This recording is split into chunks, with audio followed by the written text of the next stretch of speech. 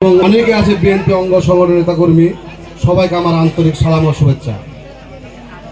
আসলে আজ আমি এখানে এসে এত আনন্দিত যে সাংস্কৃতিক সংগঠন যে এত সুন্দর হয় গ্রামগঞ্জে, এটা আমি দেখে কিন্তু মনোমুগ্ধ। আমি চাই শিল্পীদের মাঝে আমরা এই সাংস্কৃতির মাধ্যমে প্রতিটা গ্রাম গঞ্জ অঞ্চল নগর মহানগরে এরকম সাংস্কৃতিক রূপচর্চা হয়, তাহলে আমাদের আগেকার যুগের ঐতিহ্য যেগুলো সংস্কৃতি আছে, লোকগীতি, পল্লগীতি, লালনগীতি, নজরুলগীতি, রবীন্দ্রগীতি, এইভাবে যদি চর্চা হয় তা আমাদের কিন্তু আগামী যে সভ্যতা হারিয়ে গেছে সেটা আপনাদের মাঝে যে এখানে তার রূপান্তর দেখতে পেলাম। এই জন্য আপনাদের সবাইকে সাদর নিমন্ত্রণ সালাম।